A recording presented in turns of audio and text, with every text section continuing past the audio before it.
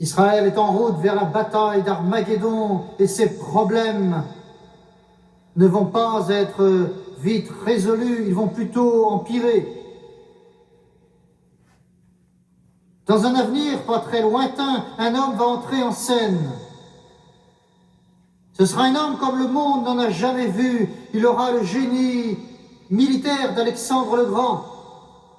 Il aura la force du César romain. Cet homme va réussir à capter l'attention et l'étonnement du monde entier. On l'appellera l'Antichrist. Ce n'est pas le monde, mais la Bible qui l'appelle ainsi. C'est la bête, le fils de la perdition, l'homme de péché, la petite corne de Daniel. Son but sera le même que celui des Hérode, des Haman, des Hitler, c'est-à-dire de soumettre le monde.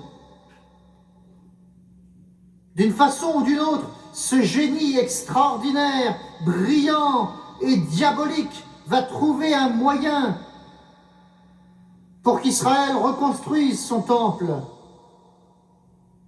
Parce que tout son culte est centré autour de ce temple. Et il sera reconstruit. Comment? Je l'ignore, personne ne le sait, mais le temple sera reconstruit, et il sera reconstruit en ce lieu. Et Israël acceptera alors cet homme comme le Messie. Les journaux d'Israël, les journaux du monde entier proclameront sa grandeur, et Israël se dira, c'est bien lui, l'envoyé de Dieu. Vous ouvrirez votre poste de télévision et vous verrez aux nouvelles, aux États-Unis et dans le monde entier des images de cet homme à l'écran. Les écrans de télévision seront envahis par sa présence. Il va signer un traité de paix après l'autre. Il va résoudre un problème après l'autre. En même temps, il se préparera pour une guerre comme le monde n'en a jamais connu. Israël se dira, c'est bien lui. Jésus l'a prédit il y a 2000 ans. Il a dit, je viens au nom de mon Père et vous ne me recevez pas. Mais un autre viendra en son propre nom et vous le recevrez. Ensuite, il enlèvera son masque, car il est prêt. La machine de guerre la plus puissante que le monde ait connue est prête à rouler. Des centaines de millions de dollars ont été dépensés pour l'armement.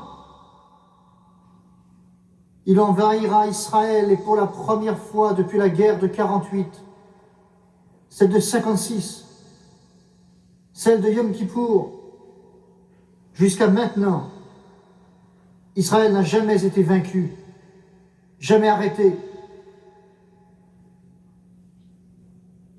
Mais il le sera alors.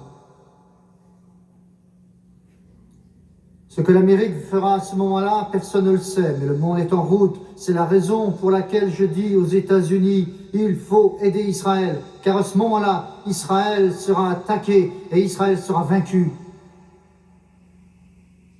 Par dizaines de milliers, par centaines de milliers, ils vont fuir, ils vont courir, ils vont crier et aller se cacher.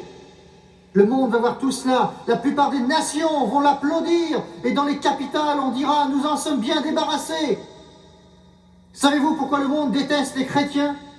Savez-vous pourquoi il y a ce conflit entre le christianisme et l'athéisme? Savez-vous pourquoi il y a tous ces conflits, toutes ces guerres dans le monde? Le monde l'ignore, mais je le sais, vous le savez, c'est à cause d'un seul homme. Et le nom de cet homme est Jésus. Jésus. Jésus. Depuis l'aube de notre ère, appelée l'ère chrétienne, le monde a toujours manifesté de la haine envers les chrétiens. Savez-vous pourquoi? Moi je le sais. C'est à cause d'une personne. Et cette personne, c'est Jésus-Christ. C'est cela. C'est cela. Notre seul espoir, c'est Jésus. Notre seul espoir, c'est Jésus. Notre seul espoir, c'est Jésus-Christ. Israël va chanceler. Et l'Antéchrist apparaîtra sur tous les écrans de télévision, partout dans le monde. On montrera cela en direct. Il se montrera dans toute sa gloire. Les incroyants du monde vont sans doute applaudir. Le monde musulman va sans doute crier son approbation. Les capitales du monde vont sans doute sourire lorsque les caméras de télévision le montreront entrant dans le temple qui a été construit pour adorer Dieu. Et il souillera le temple et maudira Dieu. Voyez-vous, les nations du monde sont de plus en plus contrôlées par les anges déchus et les mauvais esprits. Vous m'entendez? C'est ce qui explique la souffrance, et aussi la faim, et aussi les famines, et aussi les guerres, et aussi l'agonie, et aussi la maladie, la douleur. C'est parce que les nations du monde sont sous l'empire des ténèbres et de Satan, et de l'obscurantisme religieux. Comprenez-vous bien cela? Mais Dieu va mettre fin à tout cela. Les nations vont bientôt cesser de se faire la guerre. L'époque des Hérode, des Haman, des Hitler, des dictateurs est presque finie. Dépêchez-vous de vous montrer maintenant, monsieur le dictateur, parce que votre fin est proche.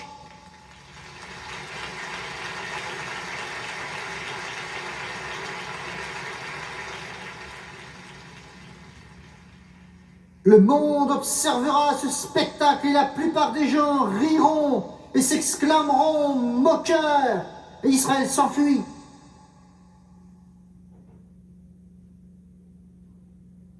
Et il les avalerait presque. Mais Dieu l'arrêtera.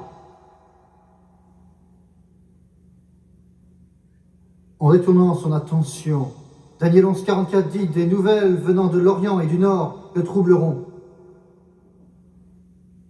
Il repartira pour s'occuper de ses problèmes.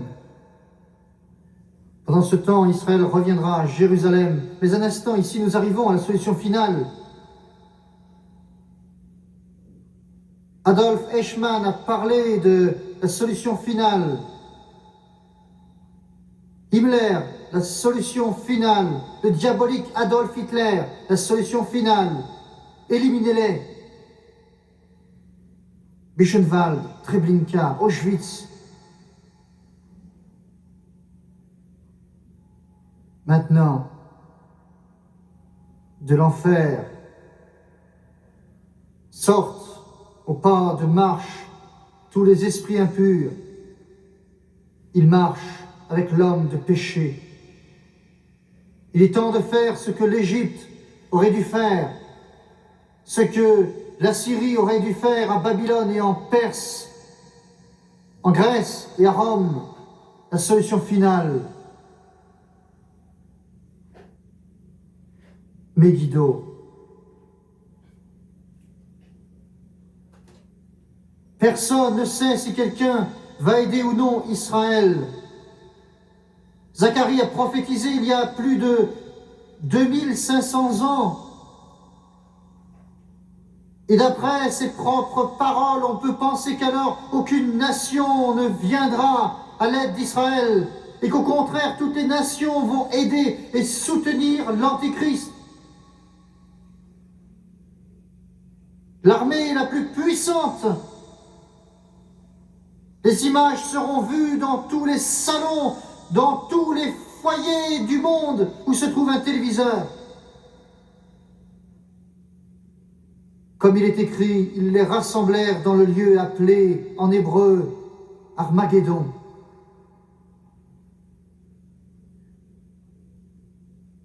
Toutes les puissances terrestres se dresseront contre eux, mais ils ne pourront pas les prendre. C'est comme si tout le pays, Ézéchiel dit que tout le pays d'Israël sera couvert, chaque montagne, chaque vallée, par des centaines, des milliers, des millions de soldats.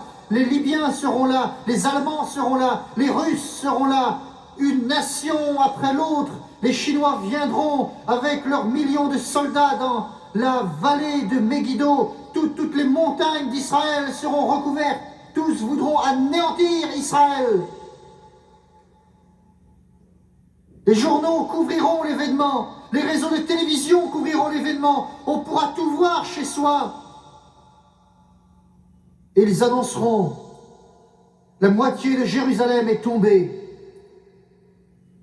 On dirait que le ciel s'obscurcit. On dirait que le monde entier s'élance avec ses armes les plus puissantes. Des millions meurent. Le sang coule dans les rues de Jérusalem. Et encore une fois, le jugement tombe sur la ville. Lors du dernier conflit, avant l'opération Paix en Galilée, Israël allait manquer d'obus. L'Égypte avançait. Des appels ont été lancés aux États-Unis. Le président a dit: envoyez-leur ces obus immédiatement.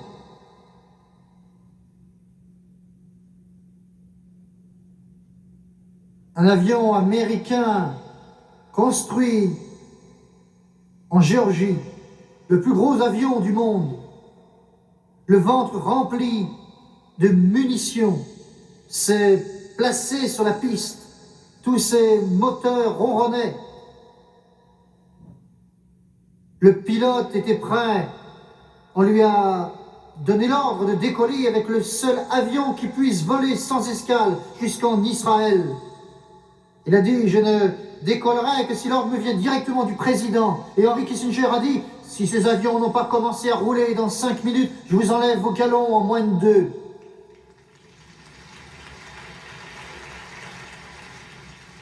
Ils ont décollé. Il s'en fallait de peu. Les téléphones vont sans doute sonner, les messages câblés s'entrecroiser. On va supplier d'envoyer de l'aide. Mais il n'y aura pas d'aide. Il n'y aura pas d'aide. L'Antichrist est en route. La bête, l'homme de péché, le fils de perdition, la petite corne de Daniel. Il semble que ça y est, qu'il va verser jusqu'à la dernière goutte de sang. Israël va périr. Armageddon. Mais attendez. Attendez. Un instant. Juste avant la mort de David Ben Gourion, on lui a demandé quel est l'espoir d'Israël. David Ben Gourion a dit: son seul espoir est la venue du Messie. Avant que Golda Meir ne meure, on lui a demandé quel est l'espoir d'Israël. Golda Meir a dit: la venue du Messie. Quand Menachem Begin a démissionné à la question quel est l'espoir d'Israël, il a répondu: le seul espoir d'Israël, c'est la venue du Messie. En ce jour-là, ils réaliseront que la puissance monolithique des États-Unis ne pourra pas ou ne voudra pas les aider, quel que soit le cas. Ils seront alors vraiment seuls. Leur ingéniosité sera sec, leur intelligence sera sec. Ils seront le dos au mur, ils ne sauront où aller. Et tout l'enfer, avec 4000 ans de furie, est en marche. Satan allume ses moteurs qui vont tourner à plein régime. Alors ce petit peuple, les 2/3 déjà morts, Zacharie dit que les 2/3 sont morts, que leur sang est sur le sable, leurs corps sont déchirés en morceaux. Il semble bien que c'est la solution finale. Mais pour la première fois, ceux qui restent vont commencer à crier. Et cette fois, ils ne tourneront pas les regards vers l'Amérique, ils lèveront les yeux au ciel. Gloire à Dieu. Cela approche, monsieur. Cela approche, monsieur. Ils demanderont en pleurant que le Messie vienne. Ils demanderont en pleurant que le rameau vienne. Ils demanderont en pleurant que le cep vienne. Ils demanderont en pleurant que le 4e homme vienne. Ils demanderont en pleurant que le lion de la tribu de Juda vienne. Que la rose de Saron et le lys des vallées, l'étoile brillante du matin viennent. Ils vont appeler celui qui a la guérison sous ses ailes. Il va venir en homme de guerre.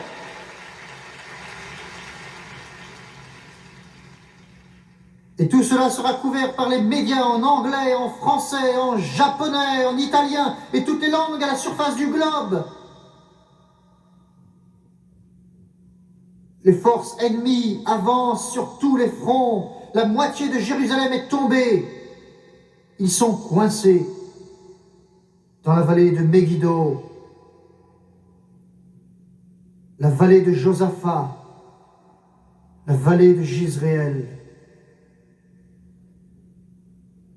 Et tous les envoyés spéciaux présents sur le champ de bataille, devant les caméras de télévision, le micro en main, comme je le suis ici ce soir, vont soudainement interrompre leurs commentaires. Le monde va s'arrêter d'un seul coup pour regarder vers le téléviseur. En augmentant le volume, tout va devenir silencieux dans des millions de foyers par le monde. Tous les envoyés spéciaux des télévisions américaines et du monde entier vont commencer à dire il se passe quelque chose. Quelque chose se passe, mesdames et messieurs, nous ne pouvons dire ce que c'est, mais on dirait que cela vient du ciel. Alléluia, gloire à Dieu, quelque chose arrive. Qu'est-ce que cela peut bien être? Vous pouvez le voir. Les caméras se pointeront vers le haut, les gens chercheront du regard, se lèveront, ils regarderont leur écran de télévision, les envoyés spéciaux resteront muets ne sachant ce que c'est. Ils diront, mesdames et messieurs, c'est trop grand pour être une flotte aérienne, c'est trop large, cela remplit les cieux. Ils descendent tous, c'est une foule qui ressemble à une véritable armée, mais regardez celui qui les dirige tous. Je n'ai jamais vu quelqu'un comme lui, celui qui est le chef.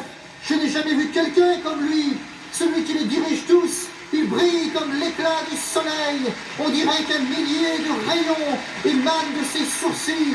Il vient accompagné par la plus grande armée que le monde ait jamais vue. Et tous les enfants de Dieu purifiés par son sang seront avec lui. Alléluia! Gloire! Gloire! Gloire à Dieu, il revient. C'est le quatrième homme, celui qui gardait les Hébreux dans la fournaise. C'est l'ange de Daniel, c'est le Shiloh, c'est celui qui vient avec la guérison sous ses ailes. Gloire à Dieu.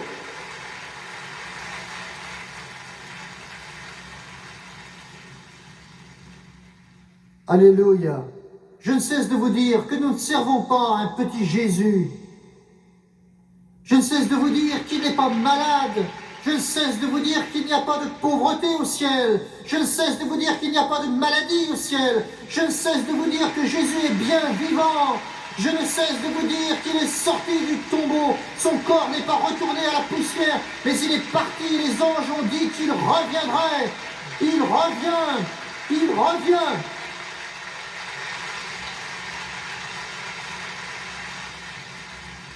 Gloire à Dieu. Et savez-vous qui sera avec lui?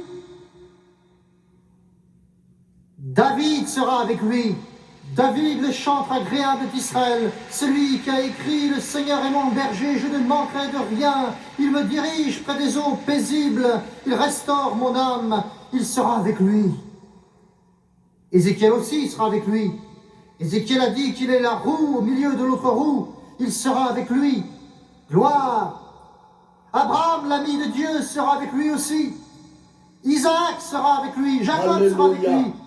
Joseph sera avec lui. Les enfants hébreux, Shadrach, Meshach et Abednego seront avec lui. Oh, mais attendez une minute. Pierre, Paul, Silas, Jacques, Jean, Timothée seront tous avec lui. Alléluia. Tous les saints de Dieu dont le sang a été versé dans les arènes romaines seront avec lui, Yes. parce qu'ils ne sont pas morts, Amen. ils vivent, ils Jésus, sont avec Jésus qui les fait les babos préparatifs sont pour son retour. Alléluia. Gloire. Le vieux Jean sur l'île de Patmos a dit quand je le vis, je tombais à ses pieds comme mort. Il y a des chrétiens qui me font pitié. Ils disent, je ne crois pas qu'aujourd'hui Dieu fasse des miracles comme autrefois.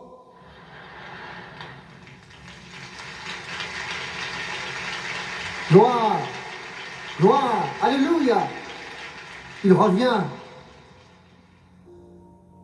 Combien de personnes vont lever la main pour dire « Jamie Swaggart, ma vie n'est pas en règle, et je sais que ce que vous dites est vrai, je le crois. Je ne comprends pas tout, mais je le crois, j'ai besoin de Dieu et de la prière. » Combien vont lever la main? Vite!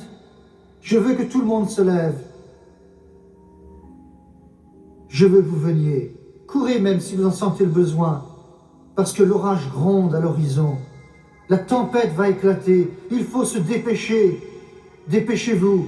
Je vous demande de venir à la croix, de venir à Jésus. Venez si vous avez levé la main, venez maintenant, tout de suite. Ce que j'ai dit ce soir n'est qu'une petite portion de ce qui va vraiment arriver. Le seul espoir pour l'homme est de venir à lui, de saisir et de tenir la main de Jésus, spirituellement parlant. Dieu vous aime. Vous ne comptez pas pour le diable. Il veut vous détruire. Mais pour Dieu, vous comptez beaucoup. Il veut changer votre vie. Il veut écrire votre nom dans le livre de vie de l'agneau et vous donner la vie éternelle. Comment l'avoir? Comment l'avoir? Vous l'aurez en le recevant. Vous ne pouvez rien faire. Si vous me donniez $1 million, cela n'augmenterait même pas de 100 votre chance d'être sauvé. Comprenez-vous cela? Si vous veniez ici en disant « Je vais consacrer ma vie à construire des écoles pour vous, frère Swaggart, pour aider tous ces petits affamés dans le monde », ce serait bien, mais cela n'a absolument rien à voir avec votre salut. Comprenez-vous maintenant? Alors que dois-je faire? Une seule chose. Recevez-le. Recevez-le.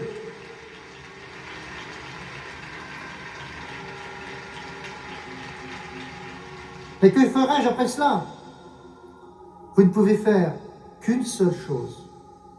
Simplement dire merci. C'est tout. Merci. Vous fournissez le pécheur, il fournit le sauveur. Il est mort pour vous. Il a versé son sang. Il a payé la facture. Gloire! Tout ce que vous avez à faire, c'est de vous présenter à la banque de la vie et la déposer. Toutes vos dettes ont été payées. Payées en entier. Je sais qu'il y en a ici et certains téléspectateurs qui disent « Jamie Swaggart, vous ne connaissez pas mon passé. Vous ne savez pas ce que j'ai fait. » C'est vrai, mais Dieu le sait. Voyez-vous, il ne va pas essayer de vous rapiécer. C'est inutile. Il va vous recréer, vous faire naître de nouveau. Vous ne serez plus ce que vous avez été. Vous serez changé. Prions maintenant. Je vous demande d'incliner la tête, de fermer les yeux. Je vais dire la prière du pécheur. Et beaucoup de personnes m'écrivent en disant « Frère Swaggart, j'aimerais une copie de cette prière. » L'avoir ne vous aiderait pas. Parce qu'on n'est pas sauvé en disant une prière. Vous êtes sauvé parce que vous venez à Jésus. Nous disons cette prière pour vous amener à lui. Et si vous voulez le croire, quand vous l'aurez dite, vous serez sauvés. Recueillons-nous maintenant. Fermez les yeux, s'il vous plaît. Prions ensemble. Père Céleste, je suis un pécheur. J'ai besoin d'aide. Je ne peux pas me sauver. J'ai besoin de toi. Viens dans mon cœur. Et avec ton sang, purifie-moi de toute tâche. Lave-moi de toute iniquité, selon ta sainte parole. Dans Romains chapitre 10, avec ma bouche, je confesse Jésus-Christ. Dans mon cœur, je crois que Dieu a ressuscité Jésus d'entre les morts et qu'il est vivant. Et la même puissance qu'il a ressuscité va me transformer. J'accepte Jésus-Christ, le roi de gloire, comme mon sauveur. Maintenant, mes péchés sont partis. Je suis purifié. Je suis sanctifié, justifié, Alléluia. lavé. Maintenant, je suis sauvé. Amen. Gloire à l'agneau.